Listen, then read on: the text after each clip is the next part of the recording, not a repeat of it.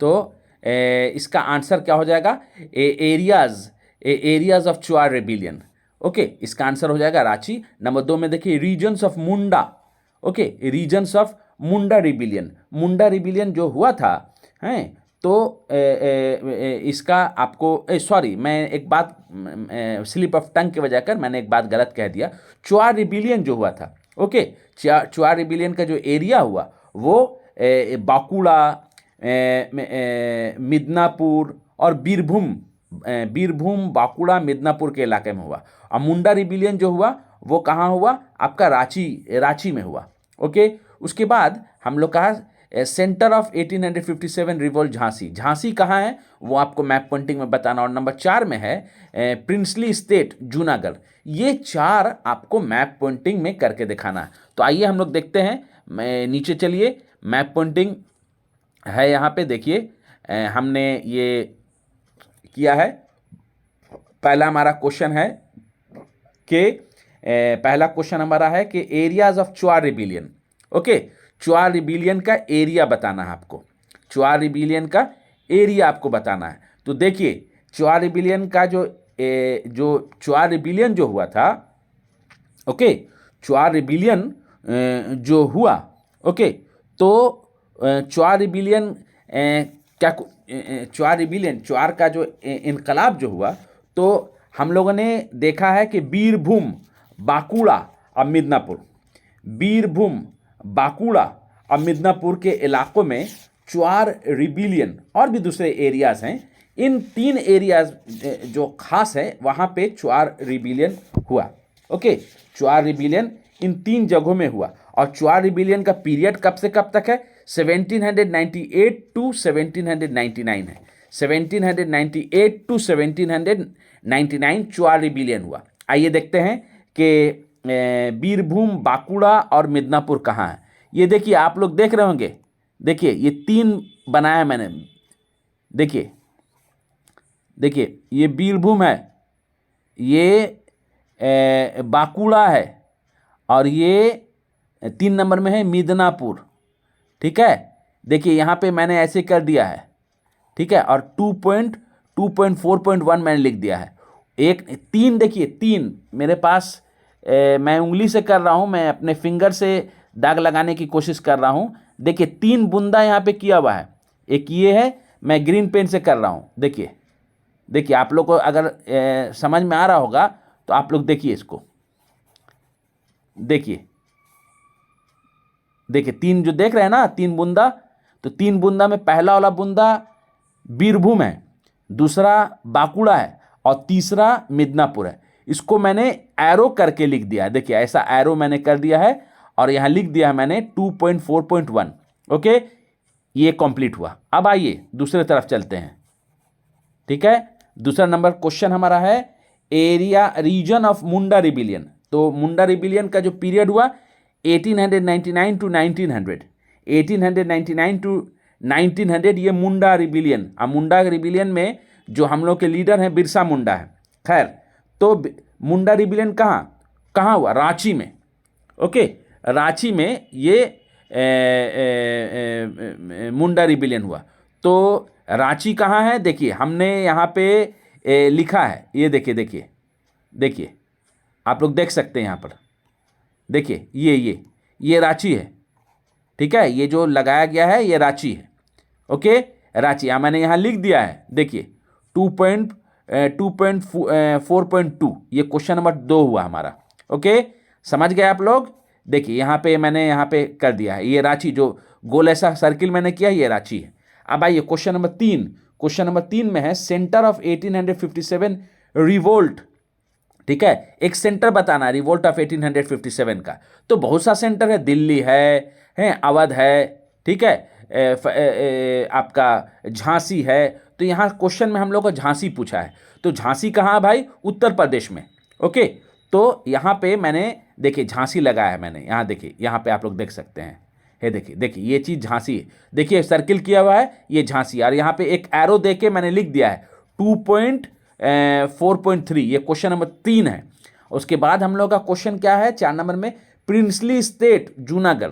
जब हिंदुस्तान आज़ाद हो गया तो उस ज़माने में हैदराबाद, जूनागढ़, कश्मीर और भी दूसरे प्रिंसली स्टेट्स, करीब करीब 600 से ऊपर प्रिंसली स्टेट्स थे। तो इन लोगों ने, जूनागढ़ और हैदराबाद और कश्मीर वाले, ये लोग हिंदुस्तान में इंक्लूड नहीं होना चाह रहे थे, हिंदुस्तान में नहीं आना चाह रहे थे। खैर, जूनागढ़ बाद में फिर सरदार वल्लभ भाई पटेल की सरपरस्ती में, under the supervision of Sardar Vallabh भाई पटेल, इन सब स्टेट को इंडिया में इंक्लूड किया गया।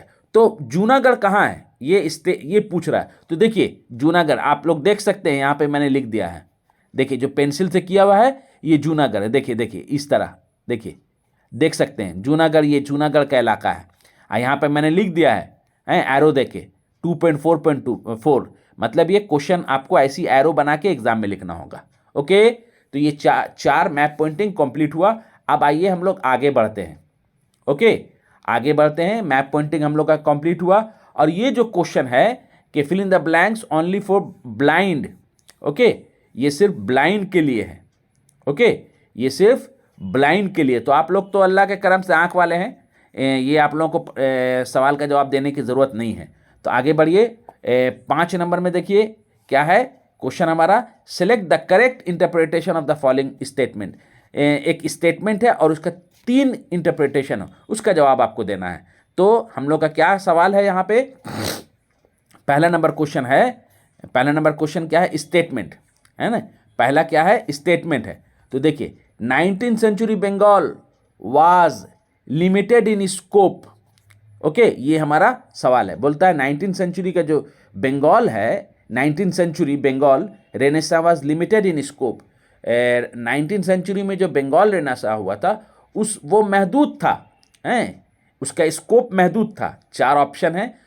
इंटरप्रिटेशन नंबर 1 देखिएगा, because only rural Bengal okay experience it.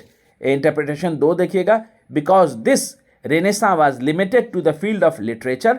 और नंबर 3 में है, because this renaissance was limited to western educated progressive society. कहता है ये जो जवाब होगा हमारा वो 3 नंबर होगा। ठीक है, 3 नंबर क्यों होगा, क्योंकि ये कहता है कि रेनेसा जो था वो ज़रूर हुआ लेकिन ये महदूद रह गया, मिडिल क्लास एजुकेटेड फैमिली तक ही ये महदूद रह गया। ठीक है, इससे आम फाम लोग फ़ायदा नहीं उठा पाए। नेक्स्ट क्वेश्चन देखिएगा, नेक्स्ट क्वेश्चन क्या है, स्टेटमेंट में है, क्या statement, the British government pass the act 3 in 1872। Act 3 1872 में जो पास हुआ था। ठीक है, तो ये क्या है, ये क्या, हम लोग इससे पहले डिस्कस कर चुके हैं कि आपका इस एक्ट को केशव चंद्र सेन ने पास किया था। ओके, पास करवाया था ब्रिटिश गवर्नमेंट की मदद से 1872 में। तो देखिए इसका क्या क्या इंटरप्रिटेशन है। इंटरप्रिटेशन नंबर 1 में कहता है its objective was to unite Hindu, Muslim and Christian communities, नहीं होगा। नंबर 2 में its objective was to develop the economic, social and cultural development of people, ये भी नहीं होगा। 3 नंबर में है its objective was to ban child marriage and polygamy and also to legalize widow remarriage. मतलब इसका क्या, इसका है 3 नंबर में कि इट्स ऑब्जेक्टिव, इसका जो मकसद था चाइल्ड मैरिज को रोकना, ओके, और पोलीगैमी यानी मर्द एक से ज़्यादा शादी नहीं कर सके, इसके लिए कानून था। और वीडो री मैरिज को लीगलाइज, कानूनी शक्ल दी जाए, कानूनी दर्जा दिया जाए, उसके लिए ये कानून था। तो ये जवाब 3 होगा। Okay, act 3 of 1872। अब आइए हम लोग चलते हैं 3 नंबर क्वेश्चन की तरफ। 3 नंबर हमारा जो क्वेश्चन है वो क्या है, Rabindranath did not like the colonial system of education. मतलब कि रविंद्रनाथ टैगोर अंग्रेजी जो तालीम थी उसके फेवर में नहीं थे, पसंद नहीं करते थे। तो इसका भी 3 ऑप्शन है। क्या है, because this system was expensive, क्योंकि अंग्रेजी तालीम बड़ा महंगा हुआ करता था। 2 में है because the medium of instruction was vernacular, क्योंकि जो मीडियम ऑफ इंस्ट्रक्शन जिसमें पढ़ाया जाता था वो लोकल जुबान में पढ़ाई जाती थी, ये भी नहीं होगा। तो 3 नंबर में because this system did not help the mental development of the student, क्योंकि ये जो तालीम जो थी ये स्टूडेंट के मेंटल डेवलपमेंट, सोचने समझने की जो सलाहियत है वो नहीं बढ़ाती थी। तो हम लोग का आंसर क्या होगा, 3 नंबर होगा। ठीक है, ये 3 नंबर इसका आंसर होगा। ओके, अब आइए नेक्स्ट क्वेश्चन की तरफ। नेक्स्ट क्वेश्चन हमारा है 4। क्या कहता है हमारा नेक्स्ट क्वेश्चन? सरला देवी चौधरानी इस्टेब्लिश लक्ष्मीर भंडार। ठीक है, सरला देवी चौधरानी ने लक्ष्मीर भंडार की इस्टेब्लिशमेंट किया था। और मैं अपने पिछले क्लास में मैंने बता दिया है कि सरला देवी चौधरानी ने 1904 ईस्वी में लक्ष्मीर भंडार की बुनियाद डाली थी। अभी जो ममता बनर्जी लक्ष्मीर भंडार दे रही हैं वो 500 रुपया औरतों के खाता में आ रहा है, बैंक अकाउंट में आ रहा है, वही लक्ष्मी भंडार। तो ये लक्ष्मी भंडार 1904 ईस्वी में सरला देवी चौधरानी ने शुरू किया था। ओके, लेकिन सरला देवी चौधरानी 500 रुपया करके औरतों को नहीं देती थी।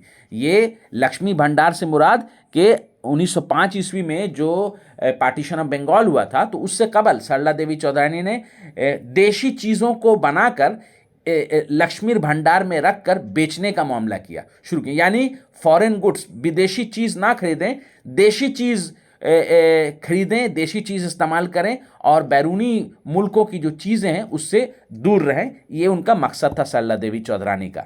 तो देखिए यहाँ पे हम लोग का 3 ऑप्शन है।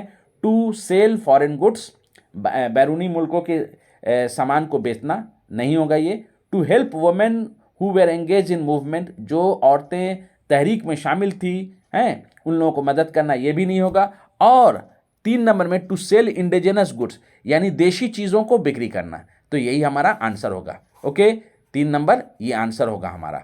ठीक है, तो देखिए हम लोग 2000 हम लोग 18 का क्वेश्चन हम लोग डिस्कस किए।